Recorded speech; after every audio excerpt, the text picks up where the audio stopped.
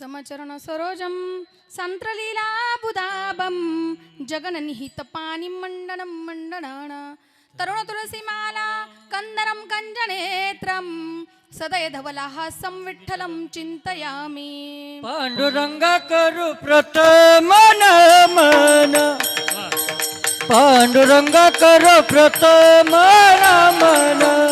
ओ पांडुरंग करू प्रथम नमन, पांडुरंग करू प्रथम नमन. दुसरे चरण संतया, दुसरे चरण संतचे त्यांच्या कृपदाने कचतावे तारो, त्यांच्या कृपदाने कचतावे तारो. दुसरे चरण संताजिया, दुसरे चरण संताजिया, त्यांच्या कृपादाने कटे तारो, त्यांच्या कृपादाने कटे तारो. त्यांच्या प्रपदाने कथेचा तारो. बाबाजी सद्गुरू दास तुका, बाबाजी सद्गुरू दास तुका. त्यांच्या कृपादाने कटेचा विसारो, बाबाजी सद्गुरू दास तुका, बाबाजी सद्गुरू दास तुका. पांडुरंग करू प्रथम नमन, दुसरे चरण संताचिया, त्यांच्या कृपादाने कथेचा विस्तारू. बाबाजी सद्गुरुदास तुकादायांची केली स्मरण, होय सकल विद्येचे अधिकरण. ते जीवन दुसरी चरण श्री गुरूंचे नमस्कार होणी. आता मनवाघेश्वरी जी ब्रह्मयाची निज कुमरी, तिच्या चरण रजावा वारंवारी. मस्तक चरणी अपलितसे शरबिंदू समाकारे, परब्रह्म स्वरूपिणी वासरा पीठ निलये. सरस्वती नमोस्तुते. नागेंद्र हाराय त्रिलोचनाय, भस्मांगरागाय महेश्वराय, नित्याय शुद्धाय दिगंबराय, तस्मै नकाराय नमः शिवाय, तस्मै नकाराय नमः शिवाय. सर्वमंगलमांगल्ये शिवे सर्वार्थसाधिके, शरण्ये त्र्यंबके गौरी नारायणे नमोस्तुते, नारायणे नमोस्तुते. विठ्ठल विठ्ठल विठाला विठाला जोडोनिया धन उत्तम व्यवहारे, उदास विचार वेच करी. उत्तमाची गती तो एक पावेन, उत्तम भोगील जीवखाणी. प्रस्तुत प्राप्तस्थळी प्राप्त प्रसंगी. आज या ठिकाणं सेवेकरता निवडलेला अभंग महान भगवत भक्त, भगवंताचे अखंड ज्यांच्या मुखामध्ये नामस्मरण असणारे देवमान्य संत, जगमान्य संत, नवे नवे जे तुमचे गुरु माझे गुरु, इथून पुढे कीर्तन सुरू असे असणारे जगद्गुरु तुकोबाराय यांचा 4 चरणाचा व्यवहारातील जीवन कसं जगायचं याचं महत्त्व सांगणाऱ्या नैमित्तिक सार आणि नैमित्तिक कीर्तन सेवेसाठी निवडलाय. विठ्ठल विठ्ठल विठ्ठल विठ्ठल गोड असं नियोजन केलंय बघा. सुंदर असं नियोजन आहे. वास्तू शांतीच्या निमित्तानं आज तुम्ही सर्व आप्त इष्ट नातेवाईक सगळे या ठिकाणी जमलेले आहात. आणि आजच्या दिवशी ही कीर्तन सेवा या उफाडे परिवाराने माझ्याकडं सुपूर्द केली. त्यांचे मी मनस्वी धन्यवाद करते. समस्त गोड असा परिवार आहे. अगदी बघून आनंद वाटणारा असा परिवार आहे. आई दौलताबाई पंढरीनाथ उफाडे, श्री भाऊसाहेब पंढरीनाथ उफाडे, श्री लक्ष्मण पंढरीनाथ उफाडे, भाऊ दिलीप पंढरीनाथ उफाडे, देवीदास पंढरीनाथ उफाडे, रावसाहेब पंढरीनाथ उफाडे आणि बहीण आहे रंजना भानुदास उफाडे उगले आणि शोभा बबन भुसारे, मंगल सुरेखा थोरात असा समस्त उफाडे परिवार आहे. सुंदर असं गोड असं नियोजन केलंय. बघा गोड असं नियोजन केले महाराज. एका दिवसाच्या कार्यक्रमाला सगळं काही लागतं. एक दिवसीय कार्यक्रम करणं इतकं सोपं नाही. सप्त सोपं आहे, पण एक दिवसीय कार्यक्रम करायचा म्हटल्यानंतर मंडप लागतो, वाजवणारे, गाणारे, म्हणणारे, ऐकणारे आणि तुम्ही सर्वजण आप्तेष्ट नातेवाईक या ठिकाणं सगळेजण उफाडे परिवाराच्या आमंत्रणाला मान देऊन या ठिकाणी उपस्थित झाला. तुमच्या चरणावरती नतमस्तक होते. मस्तक हे पायावरे मस्तक हे पायावरी मस्तक पायावरे वारकरी संतांचिया वारकरी संतांचिया वारकरी संतांचा वारकरी संतांचा वारकरी संतांचा या वारकरी हो मस्तक हे पायावरी या वारकरी संतांचिया या वारकरी संतांचिया या वारकरी संतांचिया मस्तक पायावरे वारकरी संतांचा या वारकरी संतांचा वारकरी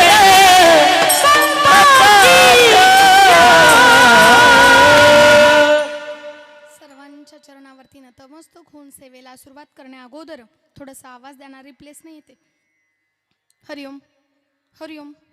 विशाल बाबा सांगू थोडा रिप्लेस थोडा कमी पडतो.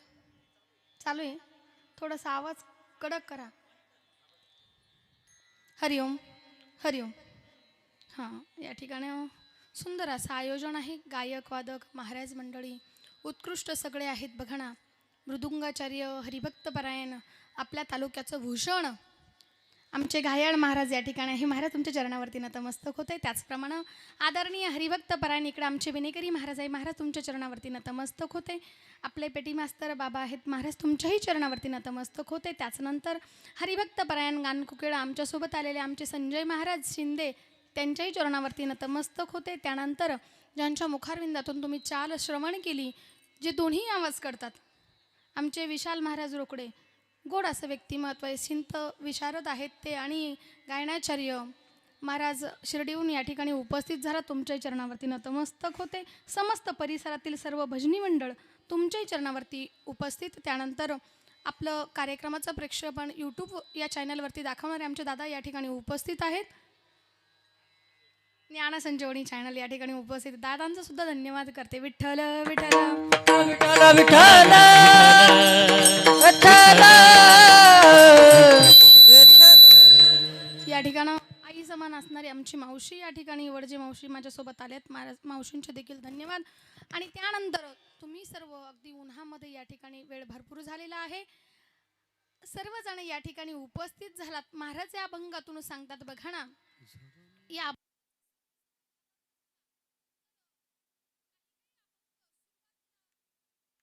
नुसार सुटतात. पहिलं चरण झालं का दुसरं, दुसरं झालं का तिसरं, पण हा अभंग असा आहे, जोडून या धन उत्तम व्यवहारे उदास विचार वेच करी आणि उत्तमची गती तो एक पावेल उत्तम भोगील जीवखाणी. महाराज म्हणतात की जर तुम्ही ह्या मी सांगितलेल्या न्यायाप्रमाणे तुम्ही जर जीवन जगाल तर उत्तमची गती तो एक पावेल. म्हणजे जर जीवनाचा व्यवहार आपण असा सांभाळला तर आपल्याला उत्तम गती प्राप्त झाल्याशिवाय राहणार नाही. विठ्ठल विठ्ठल विठ्ठल विठ्ठल विठ्ठल विठ्ठल. आणि महाराजांना शेवटच्या चरणात ते सांगायचंय का हेच आश्रमाचं फळ आहे. ते आपल्याला सगळं पुढं बघायचं. एकदा भजन करा. विठ्ठल विठ्ठल विठ्ठल विठ्ठल विठ्ठल विठ्ठल.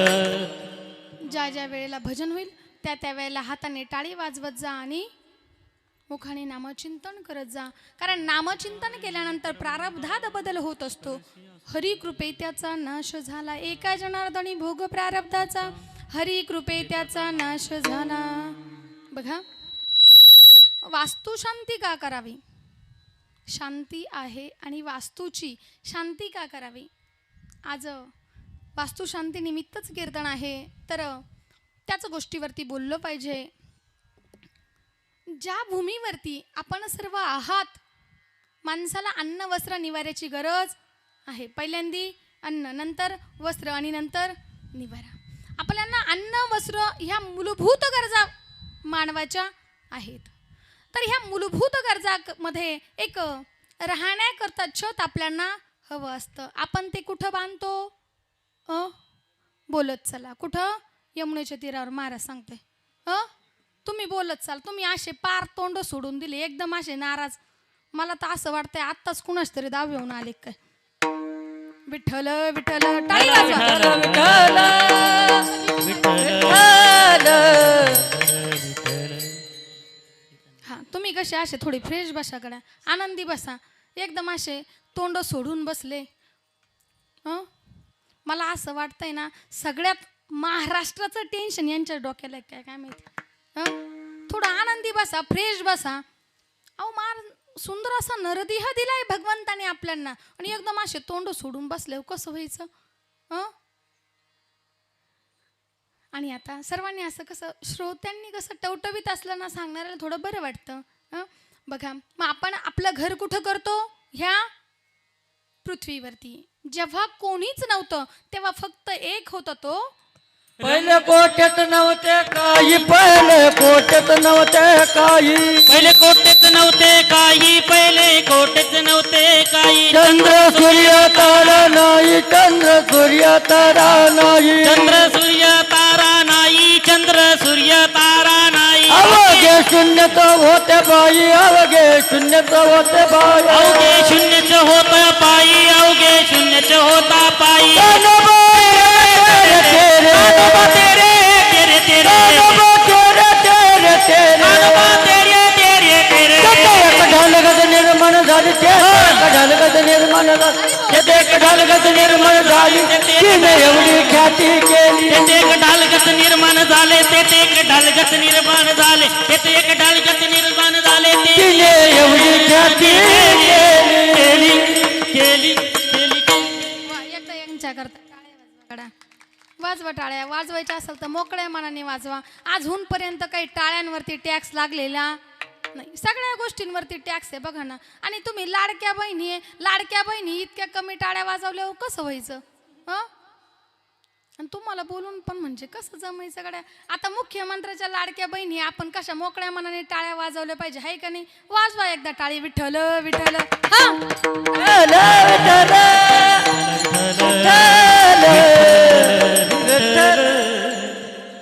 जेव्हा कोठेच काही नव्हतं त्यावेळेला भगवान परमात्मा ज्याने ह्या सृष्टीची निर्मिती केली, कारण ही सृष्टी आपण भगवान परमात्म्याने तयार केली. बघितलं, भगवान परमात्मा एकटाच होता. जसा खेळ मांडावा तसा भगवान परमात्म्याने आता ही सृष्टीची निर्मिती करण्याकरता ब्रह्मदेवाने माझ्या महादेवाला एक घर दिलं महाराज, बरं का? म्हणजे हे तुम्हाला पुढं सांगायचंय घराच्या निमित्तानं, पण आधी कोणीच नव्हतं. आणि म्हणून मग तपश्चर्या सुरू झाली आणि तपश्चर्या केली ब्रह्मदेवानी. मनु आणि शतरूपा, हे मनु आणि शतरूपा कुठं प्रकट झाले माहिती का तुम्हाला? बोला त्या का जाऊ मी आता इथून? नाशिक, ज्याचा कधीच नाश होत नाही त्या नाशिकमध्ये. आपण कुठं राहतो? पाकिस्तानला. हा, नाशिकमध्ये. त्याचं आधीचं नाव काय होतं? पद्मपुराणामध्ये त्याचं वर्णन आलेलं आहे महाराज. पद्मावती नगर होतं महाराज. आणि आता त्याला आपण काय म्हणतो? नाशिक. कशामुळं नाशिक नाव पडलं? ते सुरपणखीचं नाही का, नाकाने कान कापलं होतं. आता तिकडे आपल्याला काय जायचं नाही. आता नाशिकमध्ये हे मनु आणि शतरूपा त्या ठिकाणी प्रकट झाले. त्यांना आदेश दिला की तुम्ही सृष्टीची निर्मिती करा.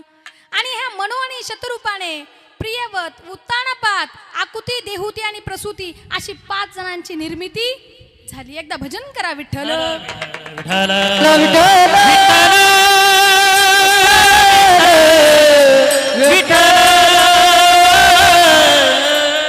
आणि इथून ह्या आपण मान ते जे जन्माला ज्यांनी घातलं ते मनु आणि शतरूपा.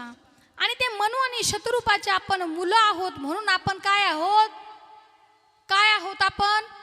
बोला ना, बोला. काय आहोत आपण? मानव. बरोबर बोलते का मी? सांगत चला, जरा बोलत चला. बोललं नाही तर कसं व्हायचं? आपण चालता बोलता कीर्तन करू. तुम्ही जरा बोलत चला, सांगत चला. आपण मानव आहोत महाराज. आणि ह्या मानवाला मग ही सृष्टीची निर्मिती झाली. आणि ह्या मानवाला ज्या त्याच्या गरजा आहेत बघा ना, त्या गरजा आता लागतात महाराज. मग त्या गरजांकरता अन्न, वस्त्र, निवारा. आणि त्याच्यानंतर एक मूलभूत गरज सांगायची राहिलीच माझी. अन्न, वस्त्र, निवारा आणि मोबाईल आणि चार्जर. कलियुगातलं.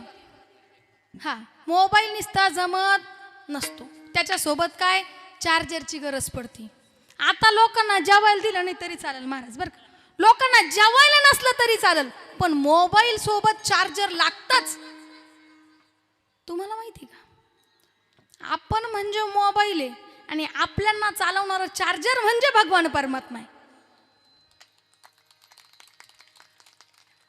माणसाकडे बघा ना तुम्ही, चार्जिंग संपल्यानंतर येड्यागत करतोय माणूस. कुठंतरी जाईल, दुकानात जाईल, याच्याकडे जाईल, त्याच्याकडे जाईल. थोडी तरी करू द्या. 2-4% बंदच पडलंय डायरेक्ट. करू द्या, थोडी तरी करू द्या. तुम्ही बघा ना, कुठंही जा, विचारते ओ थोडंसं 2-5 मिनिटं मोबाईल चार्जिंग लावू का? नाही, तो म्हणला इथं सुविधा नाही तर दुसऱ्याकडे जातात. गॅरेजवरती जाईल, कुठं तरी जाईल, पंपावरती जाईल, पण मोबाईल चार्जिंग केल्याशिवाय राहणार नाही. मग आता कलियुगातली महत्वाची गरज आहे का नाही? बोलत चला, बोला ना तुम्ही. जाऊ का मी? तुम्हाला समजतंय ना मी काय बोलते ते? हा, असं वा वा, आनंद वाटतं. एकदा भजन करा. विठ्ठल टाळी वाजवा. विठ्ठल विठ्ठल. हा, मानवाच्या 3 गरजा मूलभूत आहे. पण कलियुगातला माणूस असा आहे महाराज, शेजारी शेजारी बसतात. एका घरात जर 5 माणसं बसले, बायकोकडं मोबाईल, पोराकडं मोबाईल, सुनबाईकडं मोबाईल, मुलाकडं मोबाईल. येऊ राहिलं सायलं छोटासा नातू असतो, तो सुद्धा गेम खेळत असतो कडे. एका घरात सगळेजण आहे पण कोणीच कोणाकडं पाहत नाही. पूर्वीच्या काळामध्ये पाहुणे यायचे, पूर्वीच्या काळामध्ये पाहुणे यायचे महाराज, आदर तिथ्य व्हायचं त्यांचं. आता पाहुणे येतात कसे? आधे पाहुणे फोन करतात, तुम्ही घरी आहे का? तर आम्ही येतो. आधी ते पाहतात हे घरी आहे का नाही, नंतर ते येतात. मग पूर्वीच्या पाहुण्यांमध्ये आणि आत्ताच्या पाहुण्यामध्ये फरक आहे महाराज बरं का. तिकडे आपल्याला जायचं नाही. इकडे विठ्ठल विठ्ठल विठ्ठल विठ्ठल विठ्ठल विठ्ठल विठ्ठल. आणि ह्या 3 गरजांपैकी बरं का, बघा आता आपली जी गरज आहे, आपल्याला ह्या पृथ्वी मातेवरती आपल्याला जे छत करायचं असतं, तर आपण कुठं बांधतो? ह्या भूमीवरती. ही भूमी आहेत महाराज. या भूमीवरती आपण आपलं घर ज्या ठिकाणी बांधकाम करणार आहोत, त्या ठिकाणावरती आधी काय करतो आपण? काय करतो? पाया भरतो, नाहीतर कॉलम उभे करतो. पण त्याच्या आधी आपण एक खड्डं करतो ते कॉलम घेण्यासाठी, ते जमिनीमध्ये. तुम्हाला माहिती का, जमिनीमध्ये फक्त 2 फूट आपली हक्क आहे, त्यानंतर खाली आपण जाऊ शकत नाही. तरी पण आपण 4-5 फूट तो कॉलम घेतो. मी बरोबर सांगते ना? हां, 4-5 फूट तो कॉलम घेतो. तुम्हाला सांगते 2 फूट सांगितलंय महाराज, कारण त्याच्या खाली आपण जर जास्त खाली गेलो तर गांढूळ प्राणी अनेक जीव खाली असतात आणि ते खोदकाम करताना त्याचं काय होतं? ते प्राणी मरण पावतात बरं का. पण शास्त्र असं सांगतं की ज्या वेळेला आपण घर बांधायला काढतो त्यावेळेला 2 फुटाचा खड्डा घ्यावा. आणि त्या भूमीमध्ये काही दोष आहे का? प्रत्येक भूमीवरती काही ना काही दोष असतात बघा ना. काही ठिकाणी आता इथं ठीक आहे, जमीन आहे, जागा आहे, पण पूर्वीच्या काळामध्ये समजा आपल्या पूर्वजांनी काही आपली शेळी, वासरू, बकरू आपल्याला माहिती असतं का, तिथं त्यांना दफन केलेलं असतं बरं का. अनेक दोष त्या जागेमध्ये आहे. मग आता ते कधी बघायचे आपण? कसे ओळखायचे की आपण ज्या ठिकाणी घर बांधतोय त्या ठिकाणी दोष आहे की नाही, हे आपण कसं ओळखणार महाराज? त्याकरता काय सांगितलंय शास्त्र? असं सांगतं 2 फुटाचा खड्डा करा, तो पाण्याने भरून ठेवा आणि 21 पावलं दक्षिण दिशेच्या बाजूने चालत जा. किती? 21 पावलं. पहिलं पाऊल टाकल्यानंतर दुसरा म्हणजे डावं म्हणजे उजवं पाऊल जर टाकाल तर डाव्या पायाच्या परत टाच त्या अंगठ्याला लागली पाहिजे. पुन्हा डावा काढला उजव्याची टाच त्याला लागली पाहिजे. असं करत 21 पावलं पुढं जा आणि 21 पावलं मागं या. अशी क्रिया करताना त्या खड्ड्यातलं पाणी किती कमी होतं तितका दोष आपल्या भूमीमध्ये आहे. विठ्ठल विठ्ठल विठ्ठल विठ्ठल विठ्ठल आपल्यांना तो दोष ओळखायचा आहे. मग त्या पद्धतीने ज्या वेळेला आपण पाया घेतो भूमिपूजन त्या ठिकाणी केलं पाहिजे. किती किती वेळेचं पूजन आहे. ज्या वेळेला पाया खंदला तर ही प्रक्रिया करावी आणि त्या ठिकाणी भूमीचं कुदळी मानताना पूजन करतात बघा ना, ते पूजन आपण त्या ठिकाणी करावं. त्यानंतर आपण ते कॉलम उभे करतो. कॉलम उभे ज्या वेळेला करतो तो कॉलम उभे करताना ते कॉलम उभे करताना ती सुद्धा एक पूजा सांगितली. तो कॉलम उभं करताना तसं आपलं घर कसं असावं तर चौरस आकाराचं म्हणजे चौकोन एकदम असं तंतोतंत आपलं घर आलं पाहिजे. पण आता सिटीमध्ये घरं कशी आहेत माहिती का, इकडून निघालं तर ह्या गल्लीतून डायरेक्ट त्या गल्लीत, त्याला रुंदीची गरजच नाही महाराज. आता आमचे घरं जर तुम्हाला सांगितलं ना लांबी खूप आहे पण रुंदी फार कमी आहे, मग त्याला काय लागतो? दोष लागतो. चला पुढे बघा.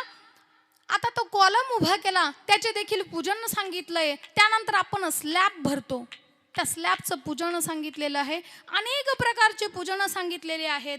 आता घर बांधण्याकरता आपल्याला काय काय लागतं? वाळू लागते. लागते ना वाळू? वाळू लागते महाराज. त्यानंतर काय लागतं? विटा लागता, सिमेंट लागतं. अशा अनेक वस्तू आपल्याला घर बांधण्याकरता लागत आहेत. तुम्ही घरात राहतात का नाही? नेमकी तुम्ही संसारिक एक ब्रह्मचारी काही बोलतच नाही गड्या. हा असं बोलत चला ना, बोललं का मला बरं वाटतंय. जरा एकदा भजन करा. विठ्ठल विठ्ठल विठ्ठल विठ्ठल. तर बघा मग आता घर बांधताना आपण वाळू आणतो. वाळू कुठून आणतात? नदीतून. बरोबर, आमचे महाराजच बोलताय. वाळू कुठून आणता? नदीतून. बरं, एखाद्या माणसाला जर माणूस गेल्यानंतर त्याला काय करतात? अग्नी डाग देतात. बरोबर सांगितलं ताई. आणि आता आपली स्मशानभूमी कुठं असते?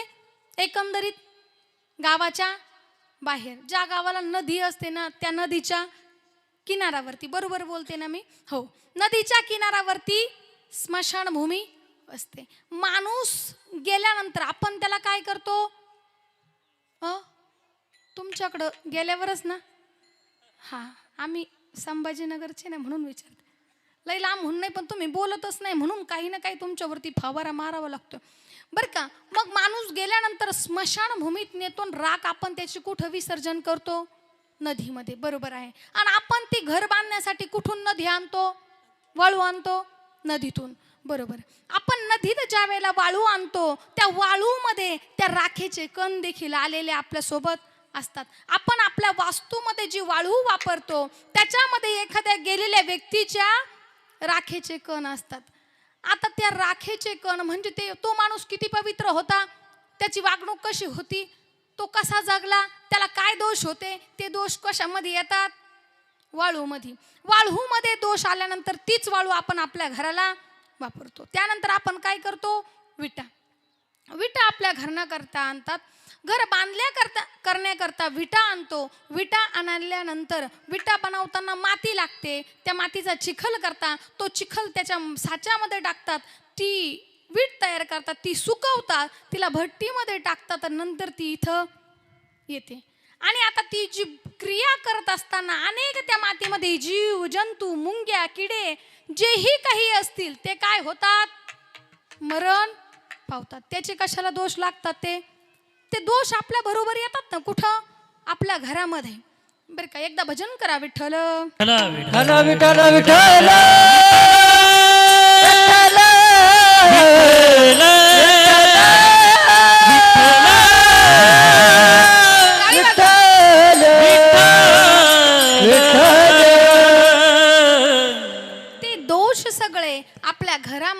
आपली वास्तू झाली. आता काम करणारा व्यक्ती काय असतो, तो कसा असतो, तो एकदम महाराज काय म्हणता, कुठं कॉलम करायचा, जिबे गोड 3 अक्षरांचा रस, त्यांचं सांगते तुम्हाला तंबाखू. आपण विठ्ठल म्हणतो पण त्यांचं लय अवघड आहे. मग ते खातात आणि ती तिथंच थुकतात आणि त्याचा दोष कशाला, परत आपल्या घराला. आता काम करणाऱ्यामध्ये तो आंघोळ करून आलाय का नाही आलाय, कलहर देणारा, त्याचं म्हणजे प्रत्येकाचा विचार आहे. जसं स्वयंपाक करताना आपण नामचिंतन करून स्वयंपाक केला आणि तो जर आपण आपल्या दारुड्या नवऱ्याला खाऊ घातला तर तो माणूस माळकरी झाल्याशिवाय राहणार नाही. शास्त्र सांगतं ती म्हणजे विज्ञान सुद्धा सांगतं 3 महिने 10 दिवस कोणती गोष्ट तुम्ही करा बरं का, त्याचं परिवर्तन होत चालतं महाराज. 3 महिने 10 दिवस तुम्ही करून बघा. पीठ मळलं, पाणी टाका, रामकृष्ण हरी. पीठ मळा, रामकृष्ण हरी. भाकरी थापा, रामकृष्ण हरी. तव्यावर टाका, रामकृष्ण हरी. त्या नवऱ्या आला का त्याला खायला द्या, रामकृष्ण हरी. तुम्ही बघा ना, त्याची बुद्धी परिवर्तन होत जाईल. आपल्याला मला पुढं ते सांगायचंच आहे तुम्हाला, त्याच्या बुद्धीमध्ये परिवर्तन होत चालतं महाराज. तसं आता ते व्यक्तीने आपलं घर बांधलंय, घरामध्ये ते सगळे दोष आपल्याला आले. आता दोष कुणाला आहे, घरात आहे. आता माणसं जी व्यक्ती असते ती घरामध्ये राहायला आली महाराज, अशा घरामध्ये आपण राहायला जातो. मग आता ज्या ठिकाणी दोष असतात ते दोषामुळे आपल्या घरामध्ये भांडण, आजारपण, पैसा टिकत नाही, असे अनेक कारणं त्या ठिकाणी चालतात.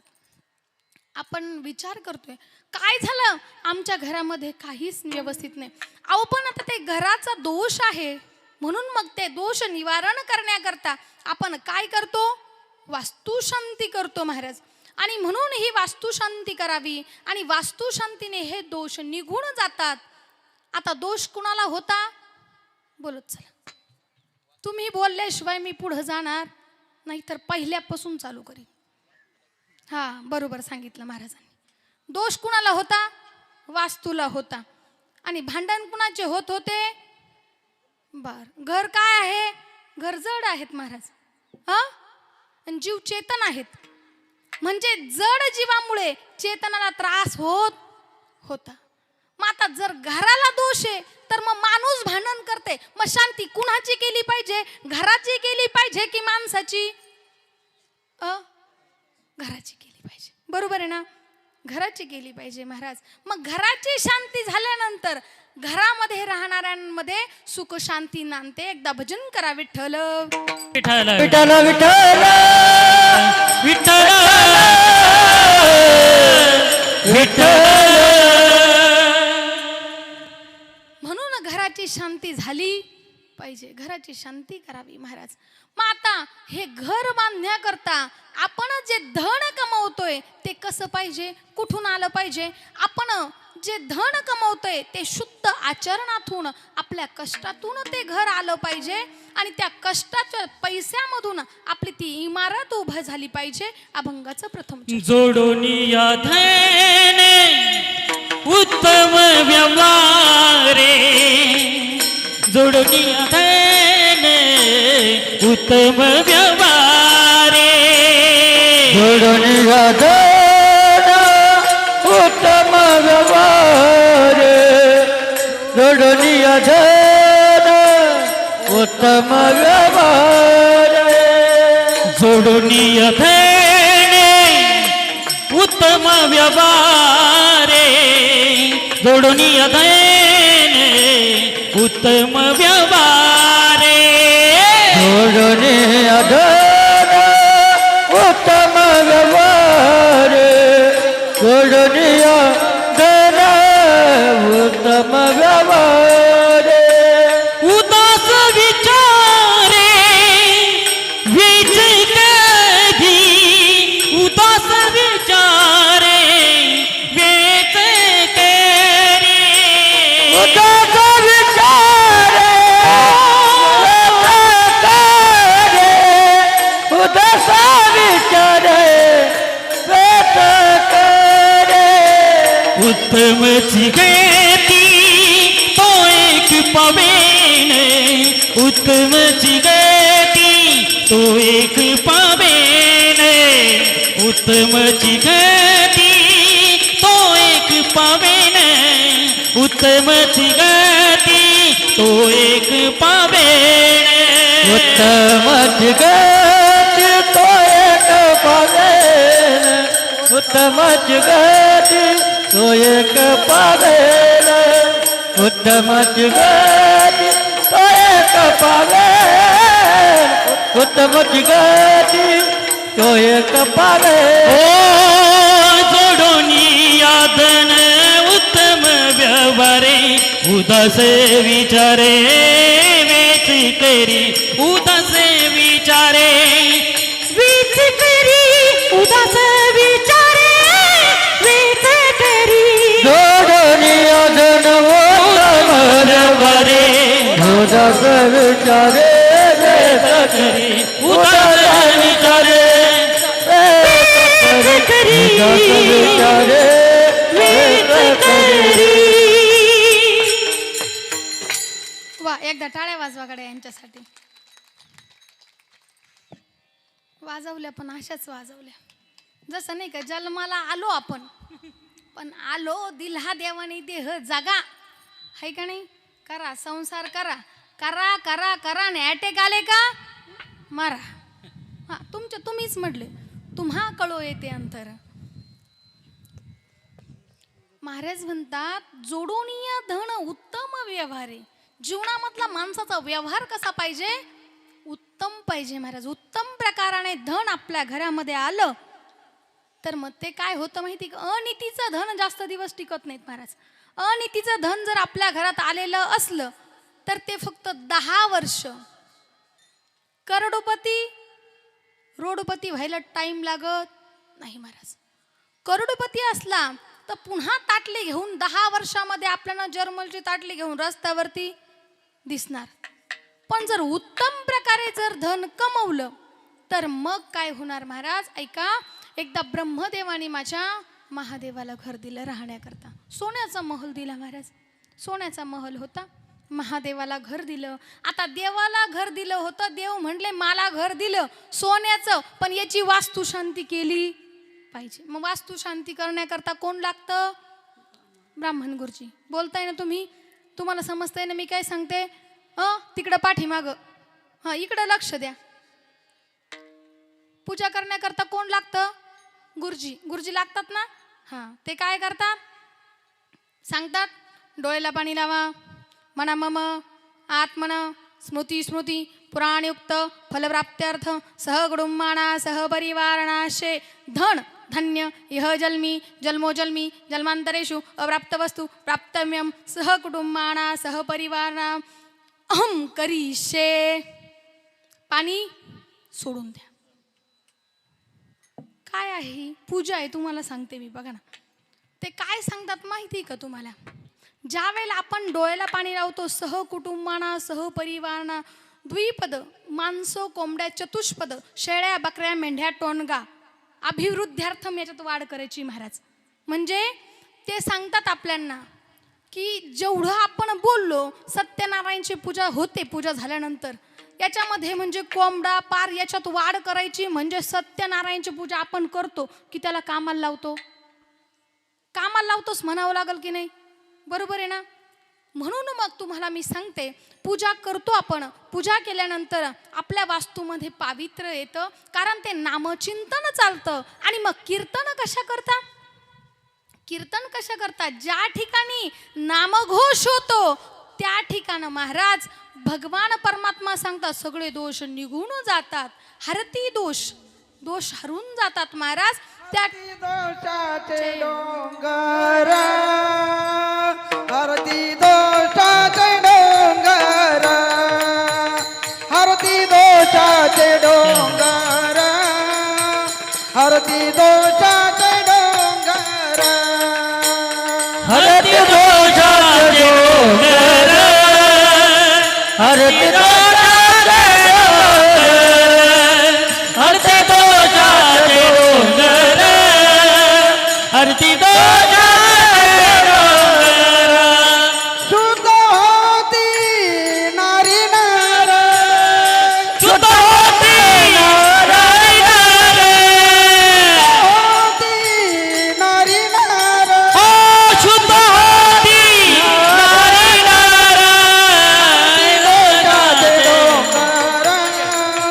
हरती दोषाचे डोंगर हरती दोषाचे डोंगर शुद्ध होती नारी नर हरते दोषाचे डोंगर हरते दोषाचे डोंगर हरते दोषाचे डोंगर हरते दोषाचे डोंगर ओ कथा त्रिवेणी संगम देव भक्त आणि नाम तेची उत्तम जळती लोकाचे डोंगर जळती दोषाचे डोंगर शुद्ध होती नारी नर ते उत्तम जलद वंदित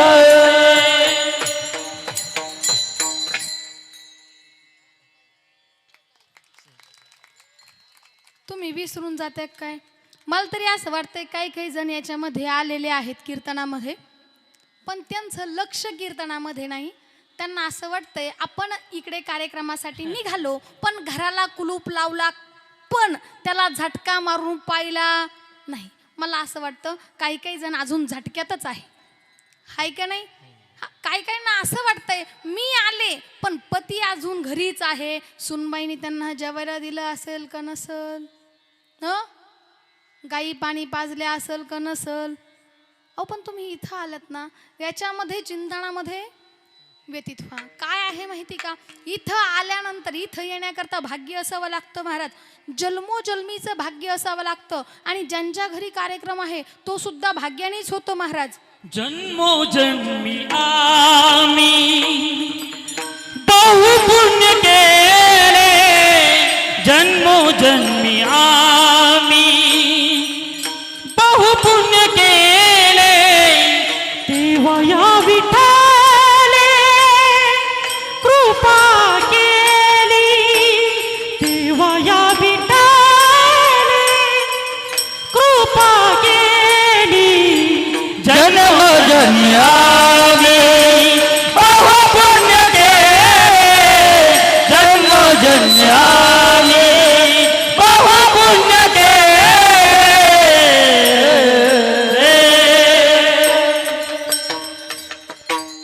जन्मोजन्मी आम्ही बहु पुण्य केले, तेव्हा या विठ्ठले कृपा केली. महाराज जन्मोजन्मीचं पुण्य असावं लागतं, भगवंत आपल्यावरती कृपा करतो.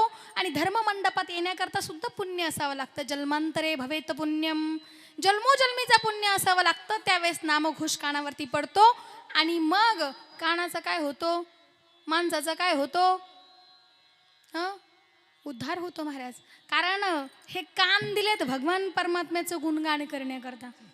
पाय कशा करता दिलेत, पाय जवळ सकळ शेताळे हात चालवया पाले, तव तू फुले सोयीत पाळे, तीर्थयात्रा जाय चुकून सकळ शेताळे हात चालवया पाले, तव तू फुले सोयीत पाळे, तीर्थयात्रा जाय चुकू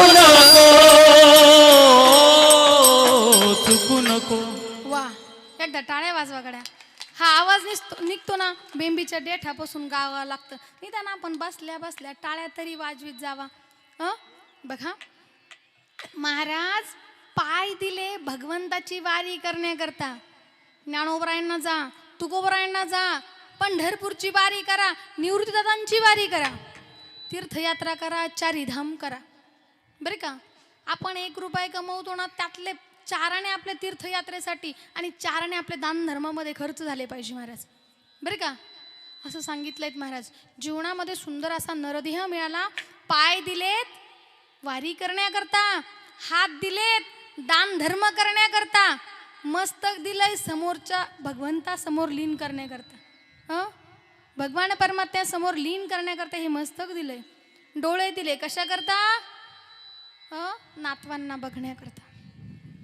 डोळे दिले भगवान परमात्म्याचं स्वरूप बघण्याकरता. तो देव किती सुंदर आहेत, त्या देवाला बघण्याकरता हे डोळे. जरी की पगडी बांधे सुंदर आंखों वाला जरी की पगड़ी बांधे सुंदर आंखों वाला कितना सुंदर लागे बिहारी कितना लागे प्यारा कितना सुंदर लागे बिहारी कितना लागे प्यारा जरी की पगड़ी बांधे सुंदर आंखों वाला जरी की पगड़ी बांधे सुंदर आंखों वाला कितना सुंदर लागे बिहारी कितना लागे प्यारा कितना सुंदर लागे बिहारी कितना लागे प्यारा प्यारा वा डोळे दिले त्या भगवान परमात्म्याचं स्वरूप बघण्याकरता सुंदर देव आहेत त्यांनी आपल्याला हे विश्वाची निर्मिती केली हे शरीर त्याने दिलं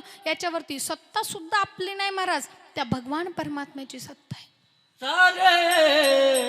हे शरीर कुणाची सत्ते चाले शरीर कुणाची सत्ते ओ चाले हे शरीर कुणाची आसते चाले हे शरीर कुणाची आसते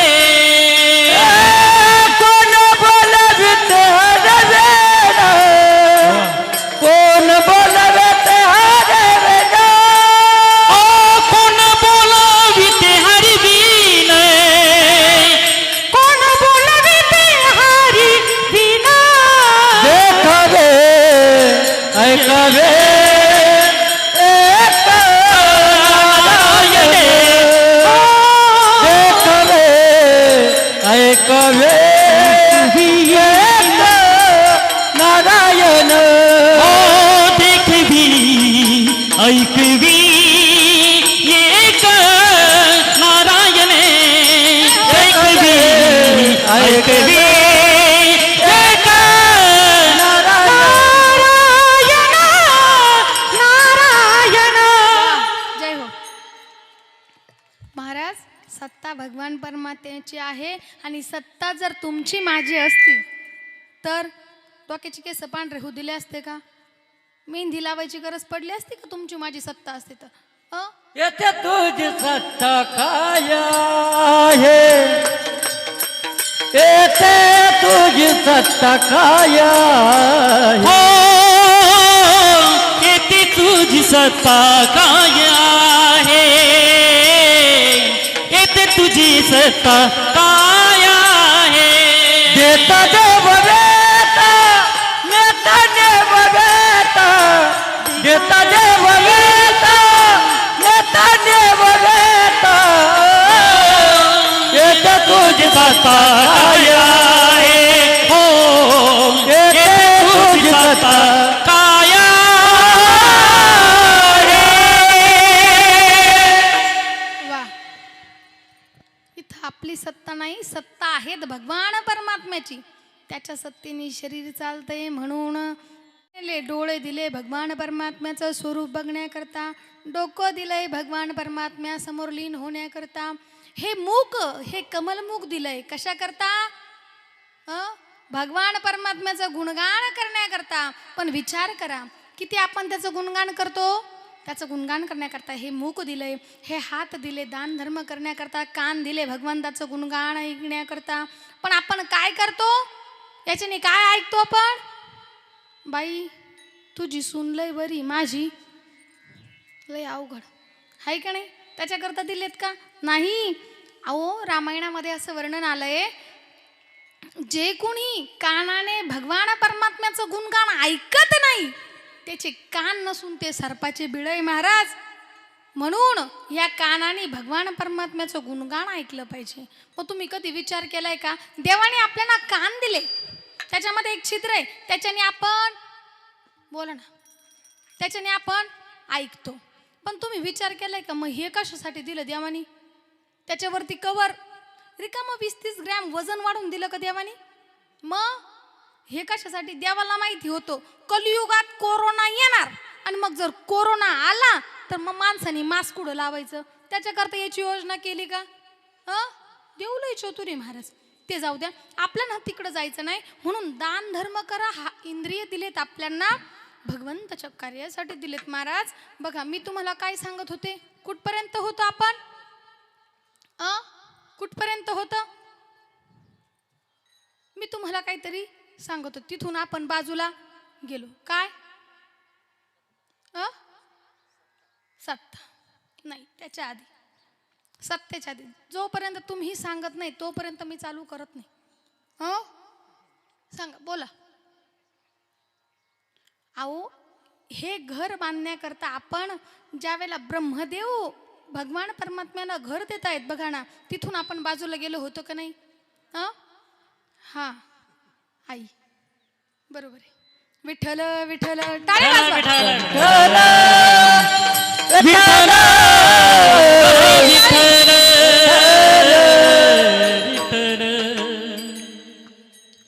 मग आता देवाला घर मिळालंय महाराज, देवाने सुद्धा वास्तु शांतीचा कार्यक्रम ठेवला. आता महादेव जो देवों के देव महादेव है, उन्होंने क्या किया था? वास्तु शांती म्हणजे घराचं शांती केली होती. मग तुम्ही हा पण केलीच पाहिजे महाराज, कारण भगवान परमात्म्याने ते कार्य केलेलं आहे. देवाने जे सोनाचा महल होता त्याची शांती केली. मग कुणाकडून शांती करायची? म्हणून मग ज्यांनी ब्रह्मदेवाने घर दिलं त्यांनाच विचारलं, अहो शांती कुणाकडून करू? ते म्हणे पुलस्त ऋषींना घेऊन जा. ते ऋषींकडे गेले. ते म्हणे मला काही टाईम नाही, आमच्या मुलाला घेऊन जा चिरंजीवाला. कुणाला? रावणाला. वा वा वा, लई खरंच विद्वान मंडळी. एकदा यांच्याकरता टाळ्या वाजवा गड्या. आणि तुम्ही लई आता जामच झालेलं दिसताय, ऊन आहेत जरा, तुमच्याही करता एकदा टाळ्या वाजवा, जरा जोरात वाजवा. आणि मी काही येडपट आहे का? विठ्ठल विठ्ठल विठाला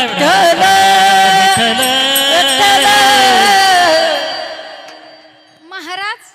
आपलं कसं आहे माहिती का महाराज, एखादी जर म्हणजे बाप कीर्तनकार असेल आणि मुलगा जर कीर्तनकार असेल महाराज, बापाला तारीख आली, बापाची गेली असली तर कोणाला देतात? मुलाला. तसंच त्यांनी केलं, म्हणले माझी खाली नाहीये, मुलाला घेऊन जा. आपलं पण तसंच आहे महाराज, हाय की नाही? हा, अजून माझा मुलगा कीर्तनकार नाही म्हणून मी त्याच्या विरोधात आहे. विठ्ठल विठ्ठल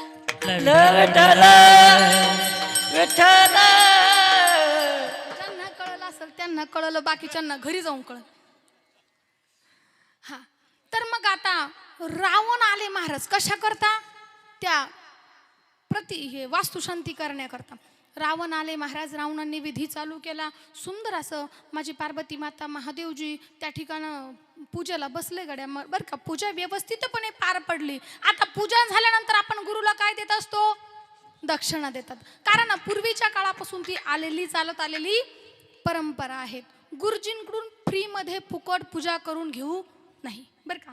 पूर्वीच्या काळामध्ये असं होतं की आधी घरी जाऊन दक्षिणा दिली जायची आणि नंतर गुरुजी यायचे. त्याच्या आधी असं होतं की जे झालेलं आहे, आपल्याला जे पिकलेलं आहे त्याच्यामधून काही भाग त्यांचाच असायचा, त्यांना नेऊन द्यावा लागायचा घरी. त्यानंतर असं झालं की तुम्ही पूजेला या आणि एवढं एवढं आम्ही तुम्हाला देऊ. आता त्याच्यामध्ये कसं झालं, तुम्ही 1100 सांगितले, आम्ही 700 देऊ, तुम्ही येता का? हां, दक्षिणाचं चाललंय बरं का. त्यानंतर बघा पुढं चला. त्यानंतर आता पूजा झाली. आता महादेवानी रावणाला विचारलं पूजेची दक्षिणा काय द्यायची. आता रावण होता महाराज, तो कोण? रावण. रावण रावण रावण एकादशीच्या दिवशी खोटं बोलत नव्हता. कोण? रावण. आपण हा, रावण एकादशीच्या दिवशी खोटं बोलत नव्हता महाराज. आता रावणाने महादेवाला सांगितलं, म्हणले दक्षिणा मागितली महाराज. म्हणे ज्या वास्तूची शांती केलेली आहे त्याचा 7 माझ्या नावावरती करून द्या. तीच लंका सोन्याची रावणाला दिली महादेवाने. भजन करा विठ्ठल विठ्ठल विठ्ठल विठ्ठल. आता रावणाने कशाने मिळवली होती ती लंका? जोडून या धन उत्तम व्यवहारे. आता आपला व्यवहार चाललाय. कशाने मिळवली होती? अनितीने मिळवली होती, हाय की नाही? अनितीने मिळवली होती. आणि आता अनितीने मिळवलेलं धन राहतं का महाराज? ते जास्त दिवस टिकत नाही. आलत ना आपण परत जागेवरती आणि तिने मिळवलेलं धन जास्त दिवस टिकत नाही, राहत नाही. म्हणून मग पुन्हा मग काही दिवसांनी माझे मारुतीराय हनुमंतराय त्या ठिकाणी रावणाला लंकेला काय करायला गेले? पेटवायला. कोणाचा वेश आहे तो? पण माझ्या भोले बाबांचंच. एकदा भजन करा विठ्ठल विठ्ठल विठ्ठल विठ्ठल विठ्ठल. तर बघा, आणि त्या ठिकाणं ते अनितीने कमवलेलं धन होतं महाराज. अनितीने कमवलेलं धन जास्त दिवस टिकत नाही. म्हणून जीवनामधला व्यवहार असा कसा असला पाहिजे माहिती का? नीतीने कमवलेलं धन कधी पण लयाला जातं महाराज, अनितीचं पुरत नाही. जोडून या धन उत्तम व्यवहारे, उदास विचारे वेच करी. उदास विचार, उदास कशाला म्हणता? माणूस कधी उदास होतो? कधी उदास होतो? कधी कधी आपण म्हणतो ना, मला आज लय फार उदास झाल्यासारखं वाटतंय. कधी उदास होतो? एक जण पेपर वाचत होता, एक जण चहा पेत होता. त्याच्या मित्राकडे तो आला. ऐका बरं का, मित्र चहा पेत होता. मित्राला तो सांगतो, ओ ऐकलं का, एक बस आहे, तिच्यामधले 40 प्रवाशांपैकी 10 प्रवासी जागेवर गेले आणि 30 प्रवासी गंभीर जखमी आहेत. तो म्हणे आपल्याला काय करायचंय? चहा घे. ओ अजून एक चहा द्या. आपल्याला काय करायचंय? जाऊ दे ना. ते आपले कोण होते? उदास होण्याचं कारण होतं का तिथं? तो म्हणे ऐक, आधी पेपर वाच. पेपर घेतला महाराजात. अरे जाऊ दे ना, मरू दे, आपल्याला काय करायचंय? आजचे किती वाढले, इतके गेले तर काय फरक पडणार आहे? आपल्यावरती काय परिणाम होते? गेले तर जाऊ दे. पण तो म्हणे आधी पेपर घे आणि पेपर वाच. यांनी पेपर घेतला हातामध्ये, वाचायला लागलं. पहिलं नाव वाचलं, दुसरं, तिसरं, चौथं, 5वं नाव वाचायला सुरुवात केली महाराज. 5वं नाव होतं त्याच्या जावयाचं. त्यांनी चहाचा ग्लास घेतला, असा फेकून दिला आणि शोक करायला सुरुवात केली. काय होतं महाराज? आता तो काय झाला? उदास झाला. विठ्ठल विठ्ठल विठ्ठल विठ्ठल विठ्ठल.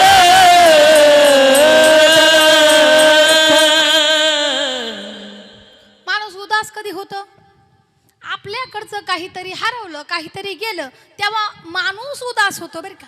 माणूस उदास त्यावेळेला होतं. संत महात्म्यांचं तसं नाही. संत महात्म्यांचं तसं नाही महाराज.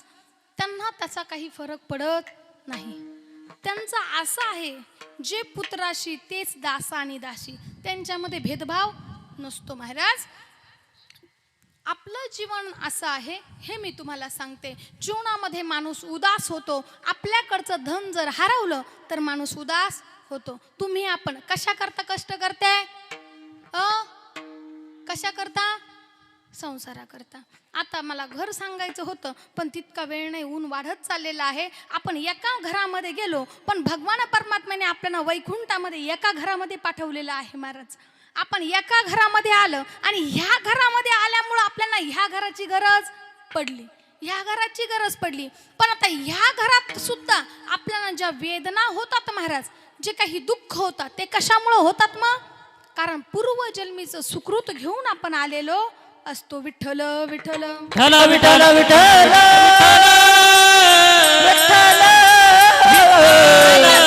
विठ्ठल विठ्ठल. तुम्ही आपण सगळे काय आहात? संसारिक आहात. बरोबर आहे ना? बोला ना मग. तुम्ही आपण काय आहात? सगळेजण संसारक आहात महाराज.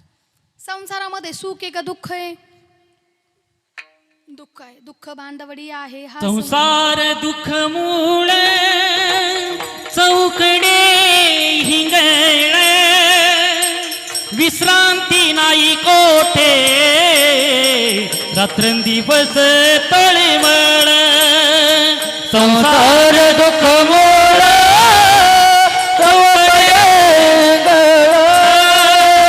विश्रांती नाही कोठे, रात्र दिवस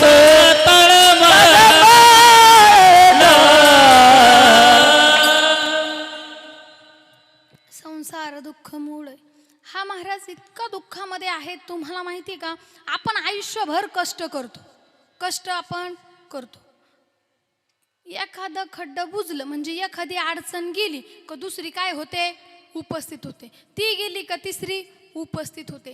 जीवनामध्ये संसार असा असतो, तो करायचा नसतो, तो ऑटोमॅटिक होत असतो. करायचा असतो तो काय? परमार्थ. परमार्थ हा केल्याशिवाय होत नाही. परमार्थ हा करावा लागतो, त्यावेळेला होतो. प्रपंच ऑटोमॅटिक होतो. आपण एखाद्या नातेवाईकाच्या घरी गेलो, त्याचा जर छोटासा मुलगा बघितला, आपण म्हणतो मी 10 वर्षापूर्वी आलो, हा मुलगा छोटा होता, आता हा केवढा मोठा झाला.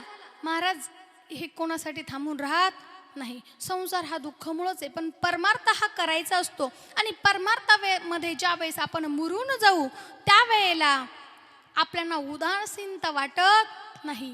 असलं काय आणि गेलं काय, ह्या पदाला आपण कधी पोचतोय? महाराज अभंगाच्या दुसऱ्या चरणात सांगतो. उत्तमाची गते तो एक पावे नव्हा.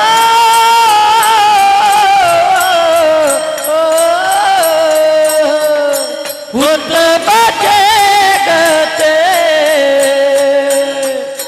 तो एक पावे नव्हा. उत्तमाची गती तो एक पावेन. ओ उत्तमाची गती तो एक पावेन. ओ उत्तम भोगला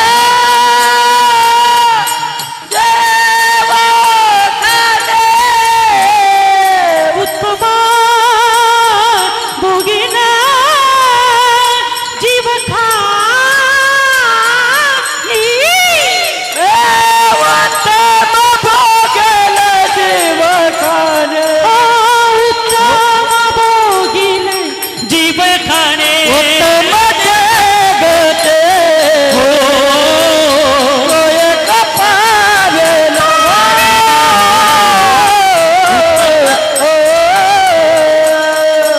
उत्तम जगते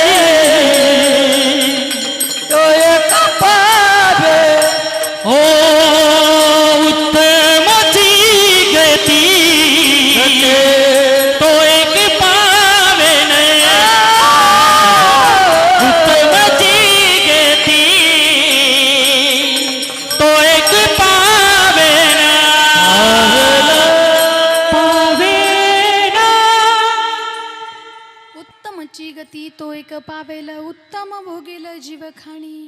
उत्तम गती कधी प्राप्त होते? तर जीवनामध्ये आपल्याला उदासीनता ज्या वेळेला वाटणार नाही, त्यावेळेला आपण उत्तम गतीला प्राप्त होत चालतो. बघा, वेळ फार होत झालेला आहे. एक शेवटचा दृष्टांत सांगून सेवेला पूर्णविराम. तर उत्तम गती प्राप्त होण्याकरता महाराजांनी सांगितलं, व्यवहार उत्तम ठेवा महाराज. अनितीने कमवू नका, अनितीला जाऊ नका. उदासीनता माणसाला भासते महाराज, पण संत महात्मा तिथं लागत नाही. उदासीनता आपल्याला असते. आपण काही गेल्यानंतर नाराज होतो महाराज. श्रीमंताची शेळी जरी मेली तरी 10 लोक विचारायला येत्या, आणि गरीबाची पोर जरी गेली तरी विचारायला येत नाहीत. हा धनाचा परिणाम आहे महाराज. हा धनाचा. शास्त्र सुद्धा सांगा, तुम्ही धन कमवा, पण उत्तम रीतीने कमवा. ते धन जे असलं ते उत्तम रीतीने जर आपण कमवलं, तर मग उत्तमची गती तो एक पावेल, उत्तम भागीन जीवखाणी. मग त्यानंतर महाराज सांगतात अभंगाच्या 3ऱ्या चरणात, चालू घ्या महाराज.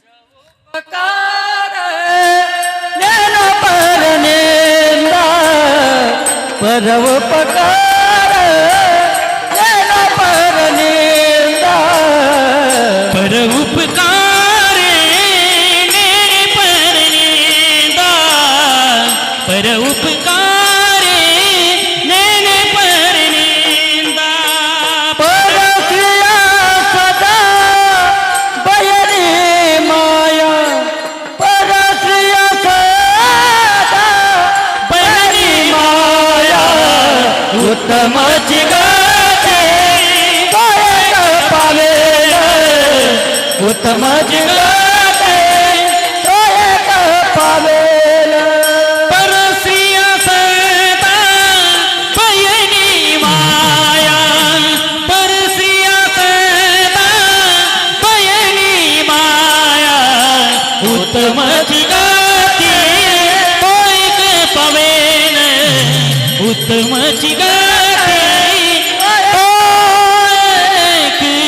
पावेन. परोपकार जीवनामध्ये कसा करावा.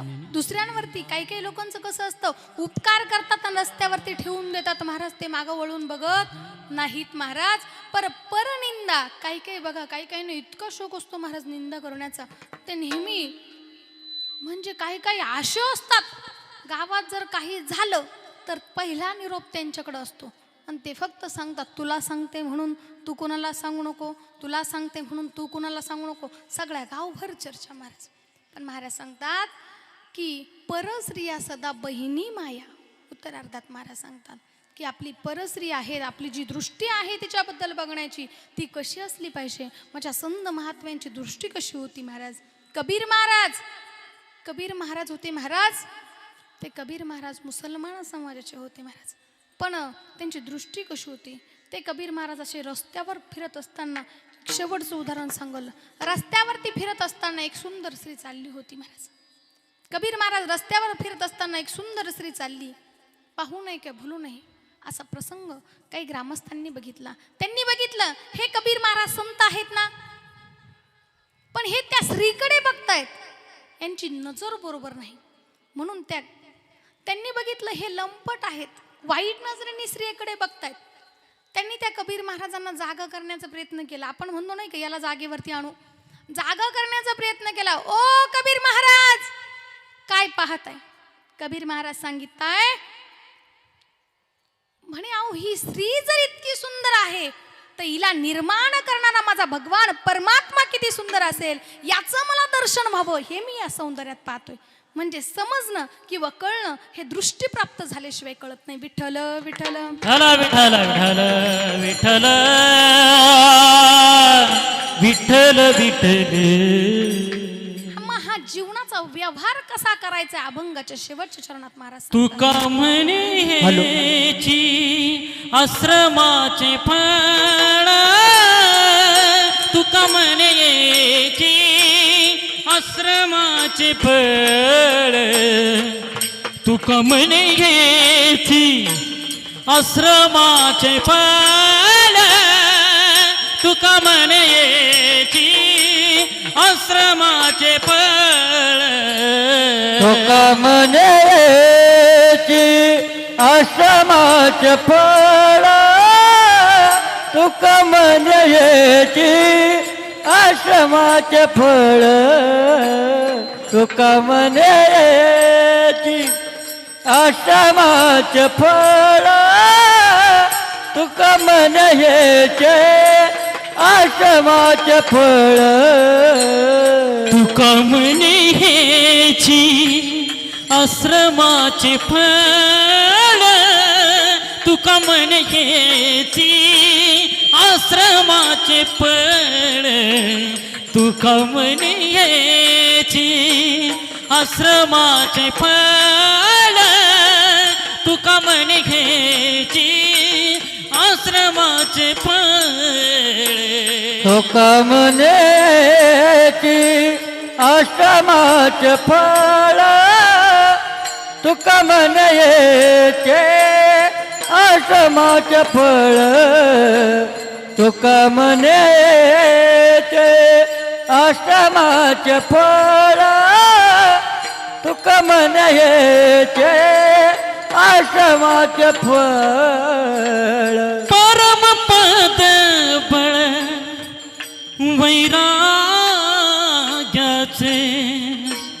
परमपद बळ वैराग्याचे. परमपद बळ वैराग्याचे. परमपद बळ वैराग्याचे. उत्तमची गती तो एक पवेन.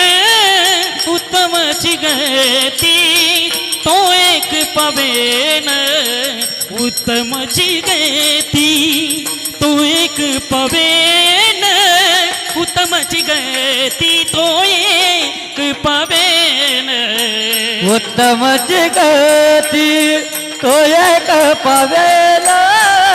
उत्तमची गती तो एक पवेन. उत्तमची गती तो एक पावेल उत्तमची गती तो एक पावेल उत्तम भोगीन जीव खानी उत्तम भोगीन जीव खानी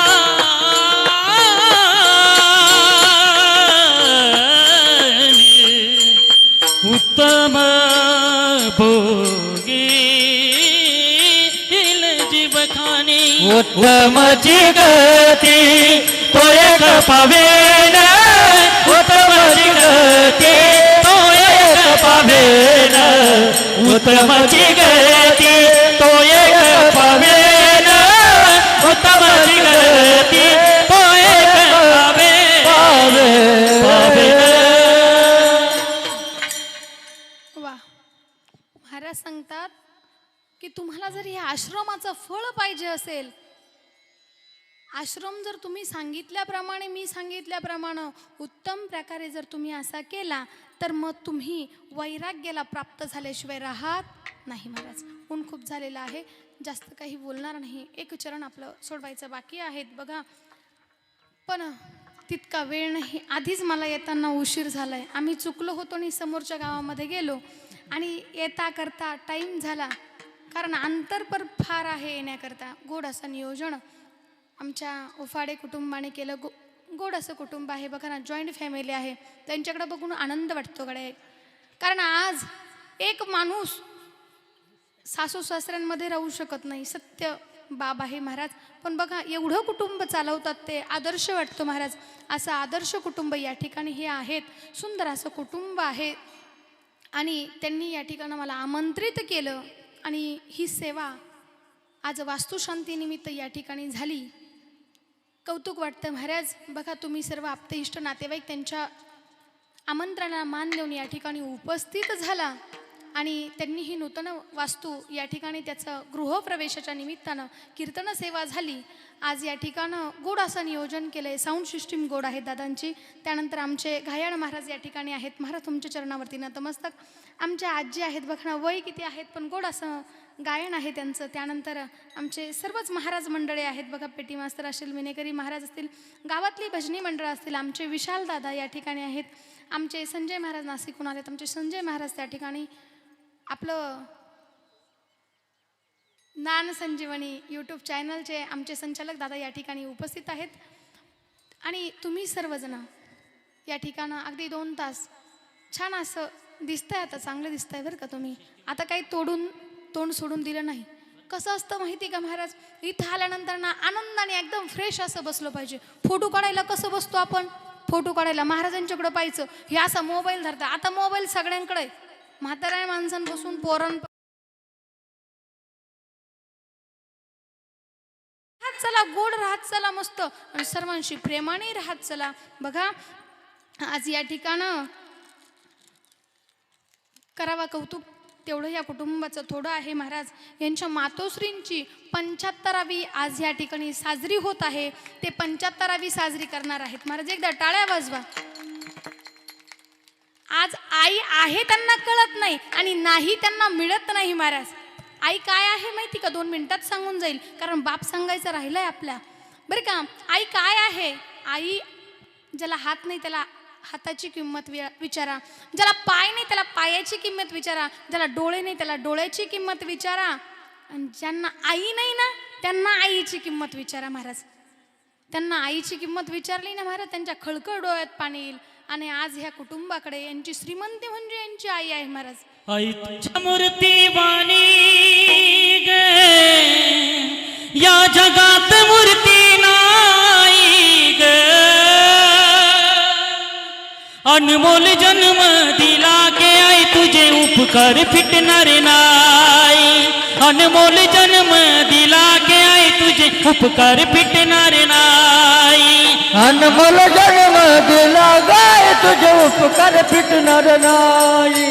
अनमोल जन्म दिला गाय तुझे उपकार फिटणार नाही. ओ बालपणी मी खेळत खेळत आई ग आई ग आई ग बालपणी मी खेळत खेळत होतो गताना अमृताऊनी गोडे पाजलाच पाना तुझ्या या उपकाराची तुझ्या या उपकाराची कधी जाणीव झाली नाही ग. जन्मोल जन्म दिला काय तुझे उपकार फिटणार नाही. अनमोल जन्म दिला काय तुझे उपकार फिटणार नाही ग. या आईने अनमोल जन्म दिलाय महाराज बरं का. आणि अनमोल जन्म देऊन ती आई आपल्याला लहानचं मोठं करते. ती आई आपल्यावरती संस्कार देते. मग आज हे कुटुंब चांगल्या पदावर पोचतं ते फक्त आईमुळे. कारण आई मुलांना संस्कार देते आणि त्या संस्कारातून ते कुटुंब संस्कारित होतं. जी आई आपली माहेरून आणलेली शिदोरी आपल्या लेकीला देते आणि तिला ती सासरी पाठवते आणि ती सुद्धा माहेराहून ती संस्काराची शिदोरी घेऊन येणारी ती आई आहे. बघा ना, म्हातारी आई नुसती आपल्या दारात जरी बसलेली असते तरी सुद्धा एखाद्याला कुणाला काही मागायला यायचं असलं काही लागत असलं तरी सुद्धा ते डायरेक्ट आपल्यापर्यंत येत नाहीत महाराज. ते सांगत नाही, ते फोन करणार, दादा मला हे पाहिजे होतं, अरे घरी ये ना, अरे तुझी आई दारात बसली ना. आपली आई म्हणजे आपला दबदबा आहे महाराज.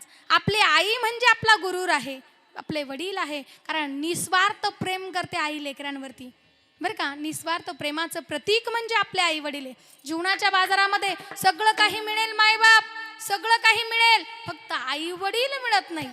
आईचं जे प्रेम तुझं मिळेल बंगला गाडी शेतीवाडी मोटर गाडी आई बाप मिळणार नाही ही जाण राहू दे थोडी. म्हातार पाणी त्या आई बापा म्हातार पाणी त्या आई बापा लावशील भीक मागाया. काया जिजवून तुझ्या शिरावर धरली सुखाची छाया रे वेड्या. मिळणार नाही आई बापाची माया मिळणार नाही तुला आई बापाची माया. एवढं बोलून झालेली सेवा माझ्या गुरुवारांच्या परमपूज्य संत स्वामी अनेक रूपी महाराजांच्या चरणी समर्पित करते. आणि आज या ठिकाणी तुम्ही सर्व उपस्थित तुम्हाला सर्वांना धन्यवाद करते. एकदा सर्वांनी हात अशी वरती जाऊ द्या. सर्वांनी मोठ्या प्रेमाने भजन करायचं आहे. विठोबा रखुमाये जय जय विठोबा रखुमाये रखुमाये विठोबा रखुमाये विठोबा रखुमाये रखुमाये विठोबा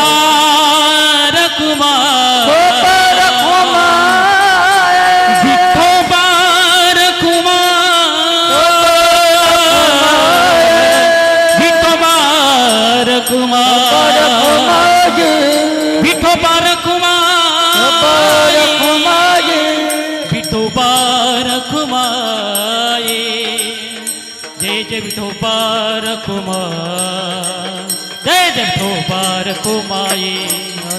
जय जय विठोबा रखुमाये जय जय विठोबा रखुमाये जय जय विठोबा रखुमाये विठोबा रखुमाये जय जय विठोबा रखुमाये विठोबा रखुमाये विठोबा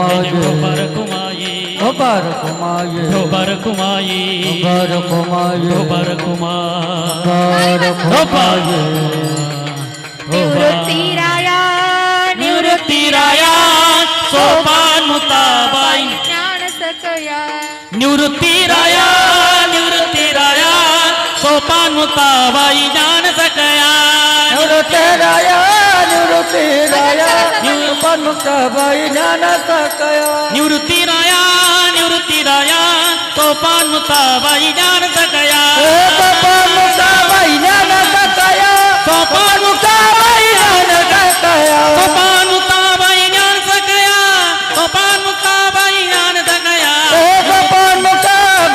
ज्ञान सकया मुक्ताबाई ज्ञान सकया सोपान मुक्ताबाई ज्ञान सकया सोपान मुक्ताबाई ज्ञान सकया निवृत्ती राया मुक्ताबाई ज्ञान सकया निवृत्ती राया सोपान मुक्ताबाई ज्ञान सकया ज्ञानेश्वर माऊली ज्ञानराज माऊली माऊली ज्ञानेश्वर माऊली ज्ञानराज माऊली माऊली ज्ञानेश्वर माऊली ज्ञानराज माऊली माऊली ज्ञानेश्वर माऊली ज्ञानराज माऊली तुकाराम